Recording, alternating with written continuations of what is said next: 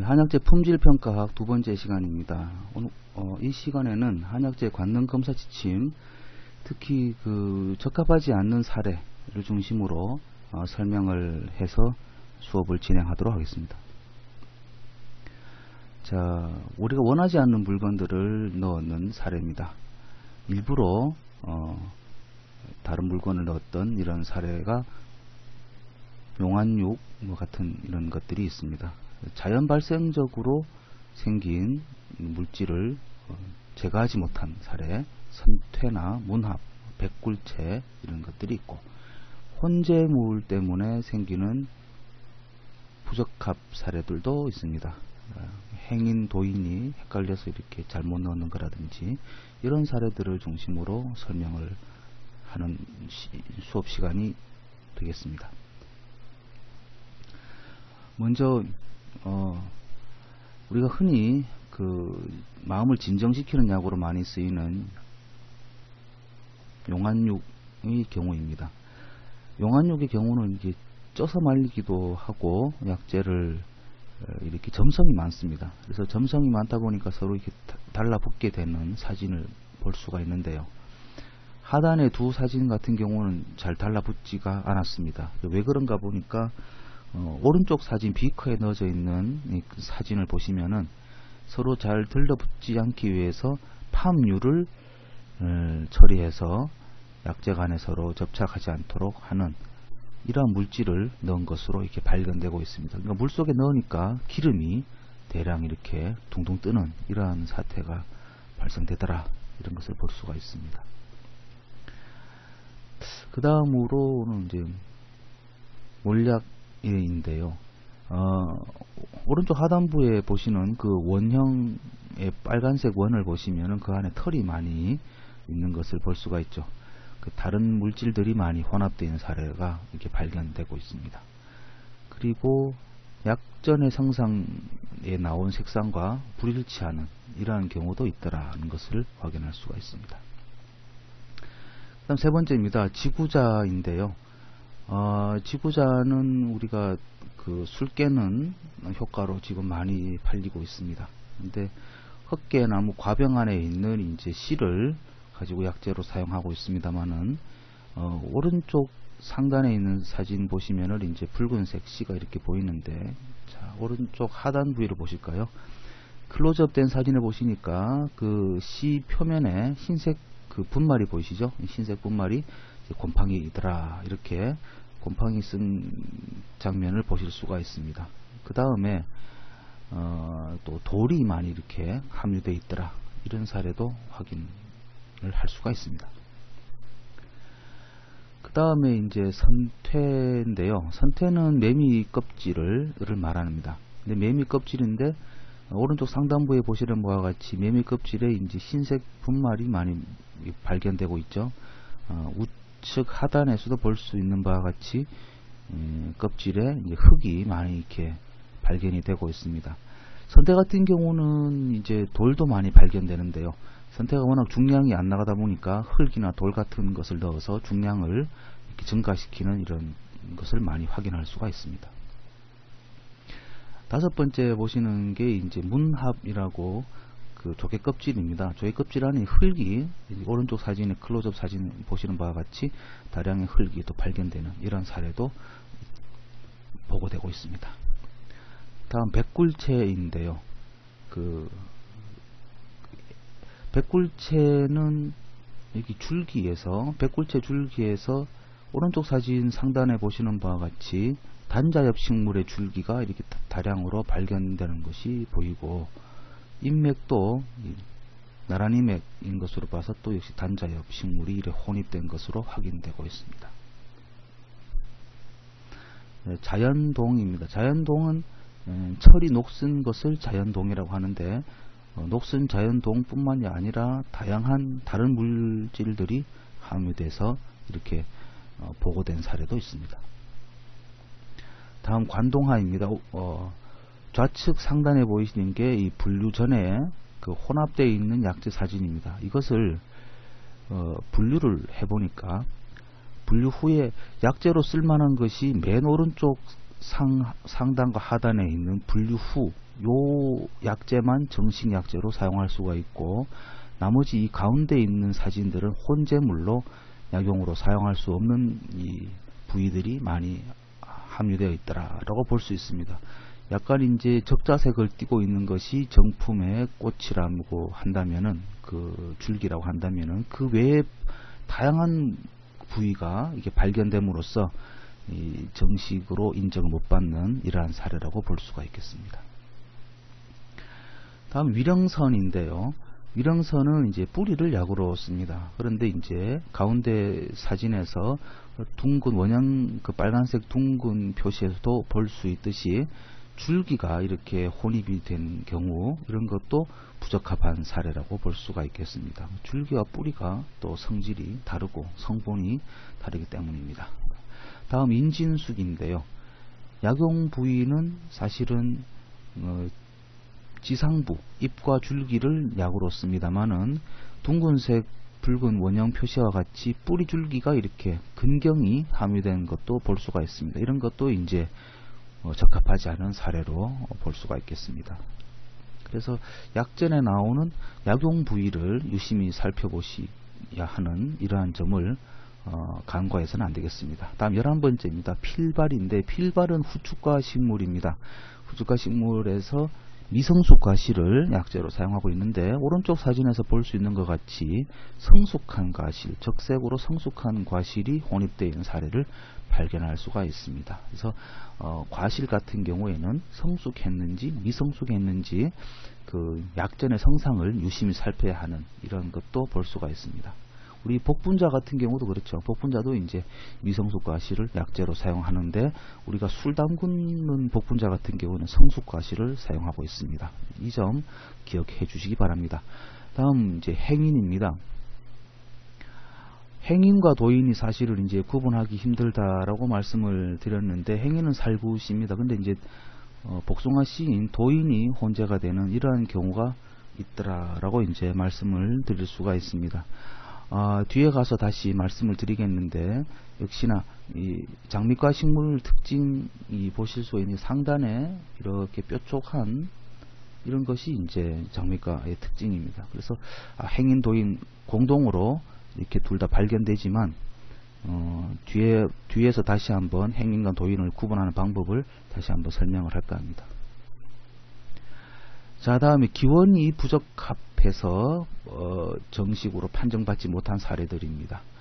일부러 가짜를 만든 사례, 포항, 해금사, 이렇게 중량이 안 나가는 것들에 중량을 나가게 하기 위해서 돌가루를 넣은 사례도 있고요.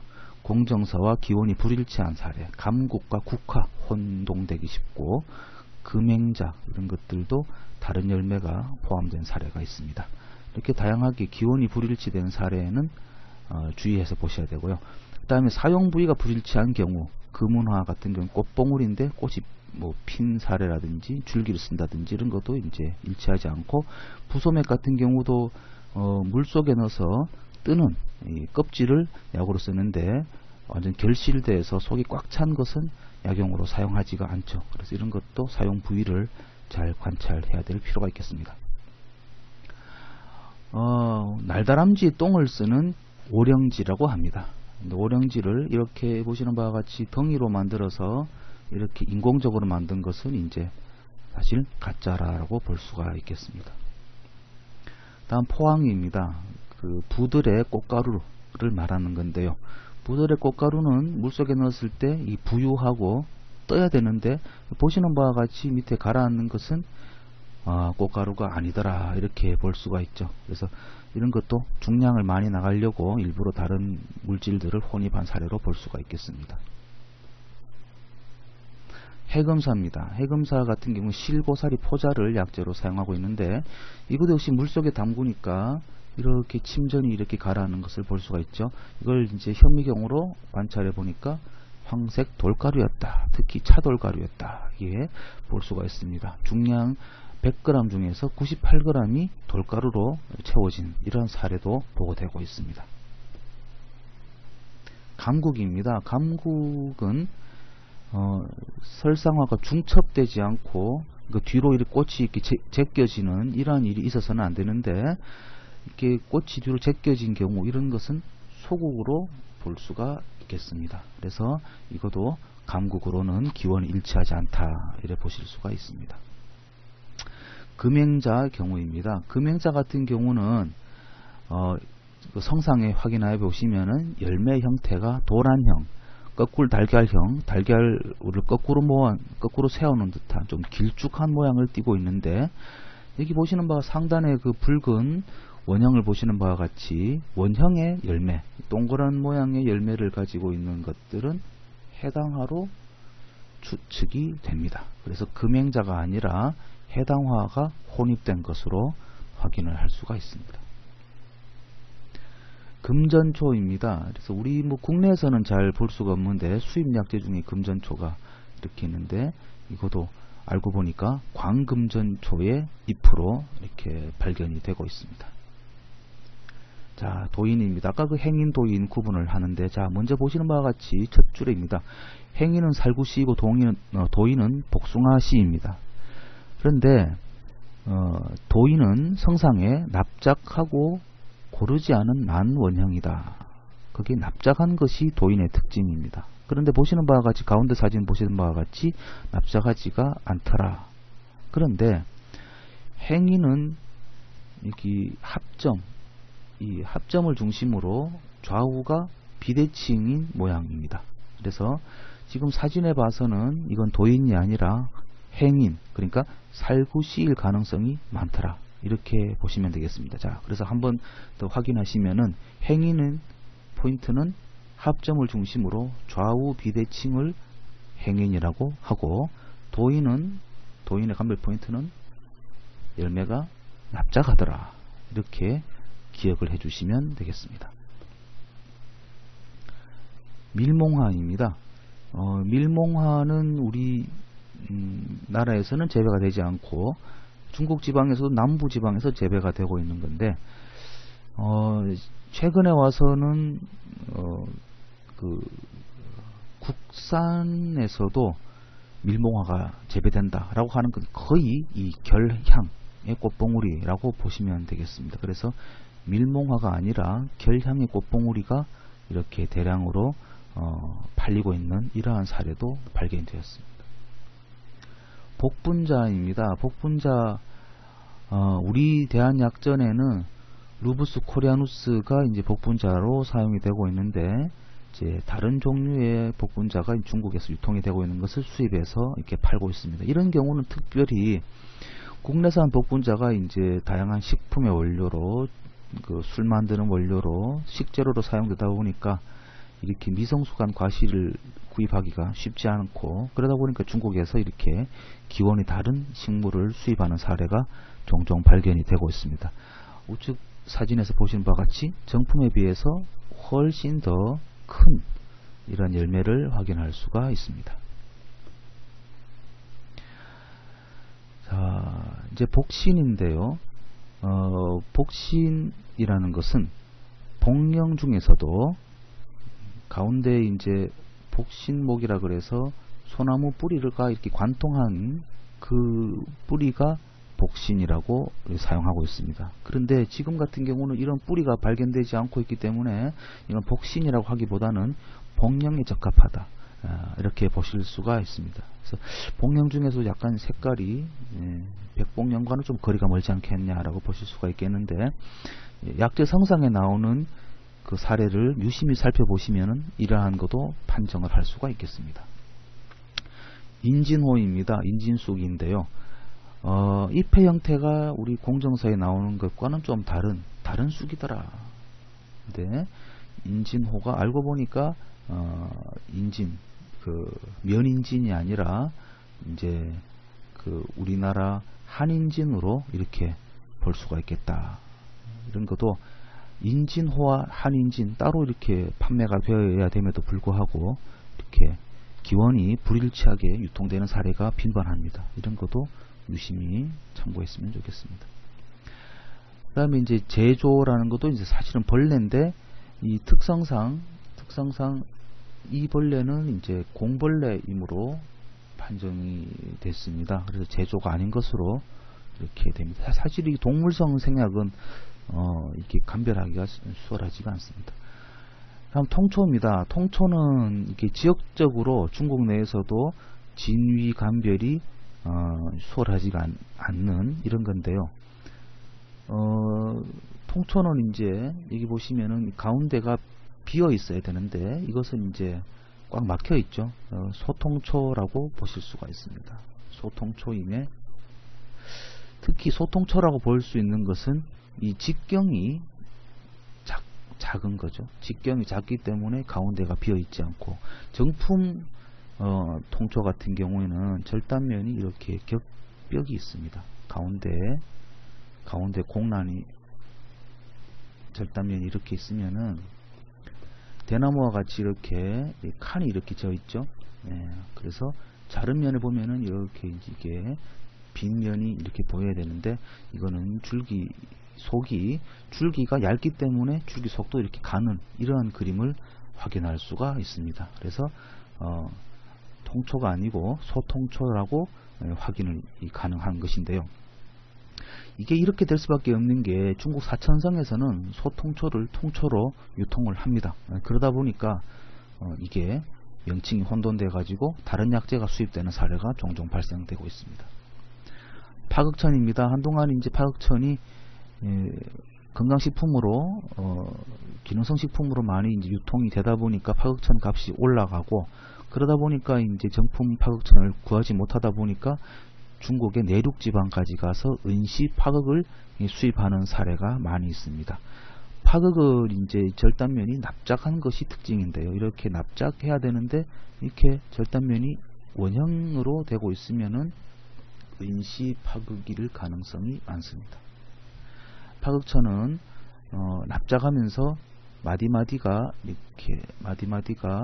연결이 되는데 심이 보여야 됩니다. 그게 정품 파극인데요.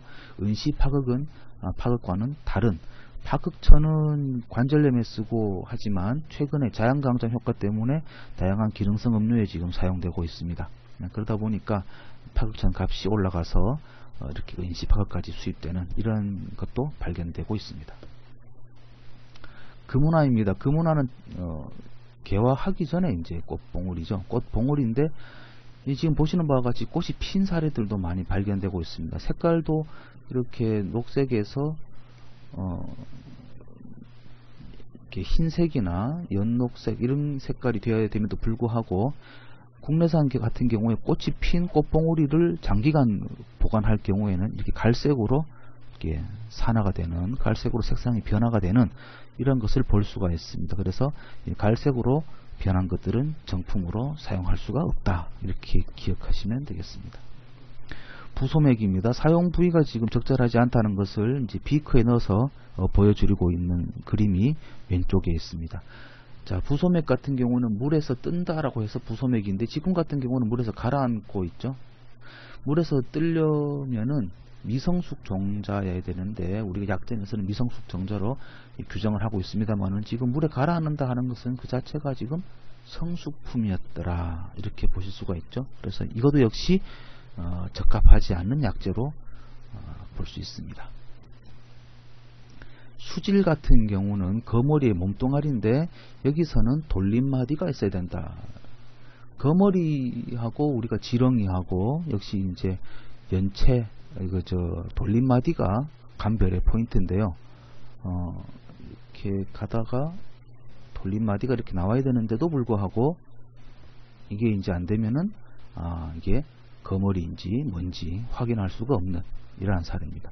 거머리 치고는 굉장히 지금 길이가 긴 것으로, 약재의 길이가 거머리는 이렇게 길지가 않고 이 정도 보실 수가 있는데, 지금 굉장히 긴 걸로 봐서는 수질 거머리가 아니다, 이렇게 보실 수가 있습니다. 초두구라고 수입된 약재인데 이렇게 검정색으로 이렇게 변색된 것도 있고요.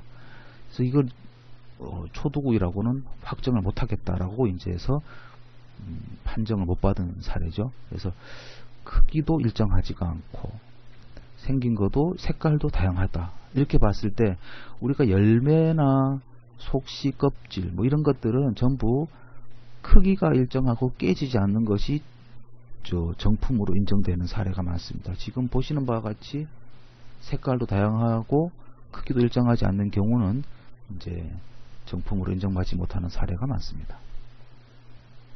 그 다음에 이제 보시는 게 성상에 의한 그 부적합 판정, 크기, 색, 맛, 이런 게 냄새, 이런 것들을 한번 확인해서 정품인지 부적합인지 비교하는 시간이 되겠습니다. 광각향은 우리가 향수로도 많이 씁니다. 패출리 향의 원료가 되는 식물이 광각향입니다. 특유의 이런 향이 있어야 되는데 냄새가 안 난다 든지 뒷면에 용모가 없다 이렇게 되면은 광각향으로 인정을 받지 못한다 이렇게 보시면 되고요. 마인 같은 경우도 이제 씨인데 씨앗이 아까 말씀드린 대로 이제 이렇게 정상적인 모양을 띠고 있어야 되는데 깨졌다든지 이렇게 되면은 이제 깨지면서 이 성분이 정상적인 성분을 보관할 수 있는 게 가능성이 적어집니다. 그래서 깨진 성상이다 이렇게 될 때는 부적합 판정을 받기 쉽습니다. 부자 같은 경우에는요, 부자 같은 경우는 이걸 이제 쪄서 말려야 된다, 가공을 해야 된다, 해야 되는데 연부자라든지 재부자라든지 포부자 같이 찌면은 반투명해지고 각질화가 되는데 지금 보시는 바와 같이 반투명이 아니고 그 분성, 그러니까 전분이 발견된다라는 것은 우리가 찌면은 전분이 없어지는데 지금같이 분성, 그 전분이 발견되었다 하는 것은 가공을 안 했다 이런 거니까 이것도 역시 정품 판정을 받기 어렵다 이렇게 보실 수가 있습니다. 다음으로 용안육인데요. 용안육은 성상에 반투명하다라는 말이 나옵니다. 그럼에도 불구하고 지금 반투명하지 않고 속이 이제 까맣게 보이는 거 역시 냄새 중에서도 훈증한 냄새가 있다 이렇게 되면은 정품으로 인정받기가 어렵다 이렇게 보실 수가 있습니다. 진교입니다. 진교는 겐티아나 속 식물 이기 때문에 겐티아나 속의 대표적인 특징이 쓴맛이 있습니다. 진교는 먹었을 때 쓴맛이 안 나면 이게 정품이 아닐 확률이 많습니다. 그리고 색상이 겐티아나 속 뿌리가 황갈색이 많은데 지금 보시는 바와 같이 젓갈색이라든지 색깔이 너무 탁하기 때문에 이 역시 진교로 인정받기가 어렵다 이렇게 보실 수가 있습니다. 마지막으로 이제 행인인데요. 행인도 아까하고는 좀 다른 면이 있죠. 원래 이렇게 정식으로 모양이 원전해야 됩니다. 끝이 뾰족해야 되고 그럼에도 불구하고 이렇게 파손되었죠. 이렇게 파손됐을 경우에는 아미그달라제가 나올 확률이 많습니다. 그래서 우리 정품의 성분이 분해되는 이게 분해가 촉진될 수가 있고요. 그래서 함량을 평가해 보면은 점점 함량이 감소되는 것을 확인할 수가 있습니다. 거피할 경우도 마찬가지입니다. 우리가 가공이 이게 거피가 되면서 X 함량이 증가되긴 합니다만은 사용할 때 거피를 하셔야 되지 이 거피된 상태로 수입을 했다가는 수입한 지 3개월 또는 6개월 뒤에는 정품의 함량이 모자라게 되는 이러한 결과가 나오게 됩니다. 그래서 파손품과 거피한 행위는 정품으로 인정받지 못하다 이런 것을 확인할 수가 있습니다. 결과적으로 씨앗 같은 경우에는 모양을 온전하게 유지하고 있는 것이 가장 중요하고 색깔과 그 형상이 일정한 이런 씨앗이 가장 중요한 감정의 포인트다라고 보실 수가 있겠습니다.